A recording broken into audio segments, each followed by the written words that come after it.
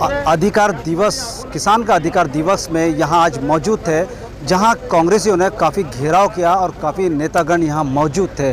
हमारे साथ मुजफ्फर साहब भी है जो मुंबई से है। आइए हम उनसे भी जानते हैं कि किसानों पे हो रहे हैं अत्याचार को लेकर वो क्या कहते हैं। आपका स्वागत है TNN में। केंद्र सरकार ने जो किसानों के विरोध में 3 कायदे बनाए, उन 3 काले कायदों का विरोध करने के लिए आज महामुहिम राज्यपाल का घेराव करने के लिए महाराष्ट्र प्रदेश कांग्रेस कमेटी के अध्यक्ष बाला साहब थोराट के नेतृत्व में सारे मंत्रिमंडल और सारे प्रदेश के पदाधिकारियों के साथ आज यहाँ पर घेराव किया गया। ये जो 3 काले कायदे केंद्र सरकार ने बनाया है, इसे सरकार ने वापस लेना चाहिए। किसानों के विरोध में ये कायदे हैं और ये इंडस्ट्रियलिस्ट लोगों के हित में ये कायदे हैं।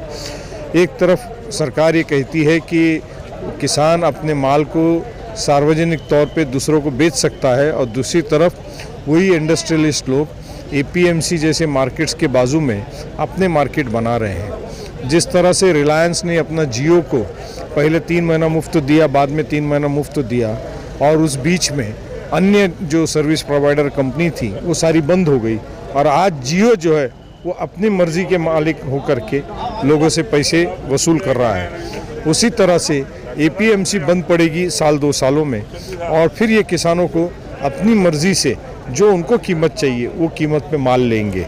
मुजफ्फर साहब, मेरा एक प्रश्न है आपसे कि अभी किसानों के मुद्दे पर काफ़ी कांग्रेस जो है जद्दोजहद कर रही है, लेकिन दबी छुपी आवाज़ों में ये भी कांग्रेस पे आरोप लगाए जाते हैं कि NRC के समय कांग्रेस कहाँ थी, कांग्रेस ने आवाज़ क्यों नहीं उठाई NRC के समय। ये आज जो आंदोलन और घेराव जो हुआ है वो किसान विरोधी आंदोलन हुआ है।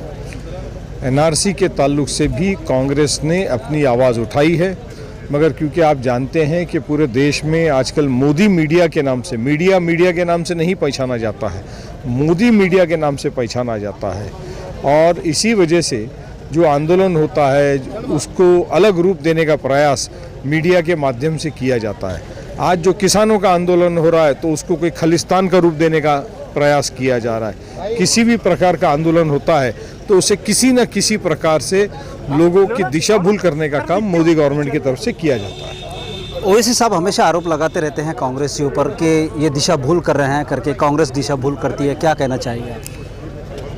असदुद्दीन ओवैसी साहब जो है उन्होंने अपना कारनामे अंजाम जो है वो दे रहे हैं।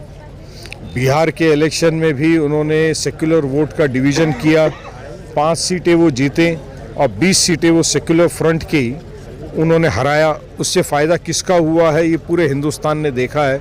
आज बंगाल में जाकर के भी वो जो काम कर रहे हैं वो बंगाल के इलेक्शन में भी दिखेगा।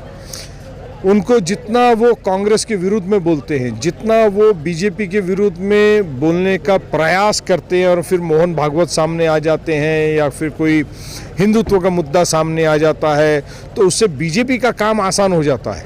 BJP को पोलराइजेशन करना होता है, हिंदुत्व के नाम पर हिंदू वोटों को कंसोलिडेट करना होता है। वो ओवैसी जी का चेहरा दिखा करके मोदी मीडिया वो BJP का काम कर देता है। भाजपा सरकार में 5% मुस्लिम आरक्षण को मंजूरी दे दी गई थी, लेकिन क्या अब 10% जो मुस्लिम आरक्षण का मुद्दा उठा रहे हैं मुस्लिम समुदाय के लोग, क्या वो कांग्रेस उसको आगे लेकर बढ़ेगी? पिछले 7 साल से केंद्र के अंदर BJP की सरकार है, और माइनॉरिटी डिपार्टमेंट को जब कांग्रेस की UPA की सरकार थी तो माइनॉरिटी कमीशन बनाया गया था श्री कृष्ण के रिपोर्ट्स के बाद में, और हज़ारों करोड़ रुपए माइनॉरिटी के बेटरमेंट के लिए खर्च किया गया था। पिछले 7 सालों से अगर आप एक म्यूनसिपल कॉरपोरेशन पकड़े जहाँ पे माइनॉरिटी वार्ड है, उसके लिए जो 20 लाख 40 लाख आते थे, 7 साल से वो पैसे तक के नहीं आ रहे, वो पैसे तक नहीं आ रहे। इस केंद्र सरकार के अंदर शायद कोई एक माइनॉरिटी मिनिस्टर है, लेकिन उसकी आवाज़ कभी सुनाई देती नहीं है, क्योंकि इनको माइनॉरिटी से कोई लेना देना नहीं। इनका एजेंडा फिक्स है कि माइनॉरिटी के खिलाफ बात करो और हिंदू वोट को कंसोलिडेट करो। मगर ये भूल रहे हैं मोदी सरकार, BJP सरकार, हिंदुस्तान के अंदर का जो मेजॉरिटी कम्युनिटी है वो हिंदू कम्युनिटी है, और वो सेक्युलर है। वो अगर सेक्युलर नहीं होता तो आज अक़लियत जो है उनकी हज़ारों लाखों की तादाद में स्कूलें नहीं होती, मदरसे नहीं होते, मस्जिदें नहीं होती, इबादत गाहें नहीं होती, कब्रस्तान नहीं होता। तो जो मेजॉरिटी हिंदू कम्युनिटी है इस देश का, इस मुल्क का, वो जो है सेक्युलर है। और उस बात को वो बर्दाश्त नहीं कर पा रहे हैं और इसलिए आज आकर के वो माइनॉरिटी के खिलाफ की बात करते हैं, कांग्रेस के खिलाफ बात करते हैं। उनको पता है कि कांग्रेस एक ऐसी पार्टी है जो हर गांव में, हर शहर में, हर नुक्कड़ पे मौजूद है। उसकी विचारधारा से आम जनता जुड़ी है। कांग्रेसी वर्कर को भूल जाइए आप, मगर कांग्रेस की सर्वधर्म समभाव के विचारों से आम जनता जुड़ी है, उसको ख़त्म नहीं कर सकते। बिल्कुल, शुक्रिया, बहुत बहुत धन्यवाद मुजफ्फर साहब जो मुंबई थाने से है। नागपुर में आज अधिकार दिवस पर यहाँ उनसे मुलाकात हुई और उनका ये कहना है कि कांग्रेस सबके विचारधाराओं की धारा है, सबको साथ लेके चलती है। मेरे साथ मैं आपसे बात करवाऊंगा ख़ास मुलाकात में एक महराज पठान साहब जो अमरावती से यहाँ तशरीफ़ लाए, उनसे भी मैं बात करना चाहूँगा। बहुत बहुत स्वागत है आपका महराज साहब। जी शुक्रिया। क्या कहना चाहेंगे कि इस किसान मुद्दे पर दिल्ली में पूरा चक्का जाम चल रहा है, 45 दिन हो गए, उसके बाद अभी नागपुर में आज का ये दिन जो इसे किसानों का दिन कहा जाएगा, क्या कहना चाहेगा? आज ये हमारे देश की बहुत बड़ी विफलता है कि देश में बैठी सरकार ही इस देश का कृषि प्रधान देश होने के बाद भी किसानों के मुद्दों पर लोगों को सड़क पे बिठाया जाता है। कड़ाके की सर्दी में उनकी मौतें होती है। इससे बदतर हालत जो है वो देश की क्या हो सकती है। तो कहीं ना कहीं लोगों को जगाना है, किसानों को साथ में आकर।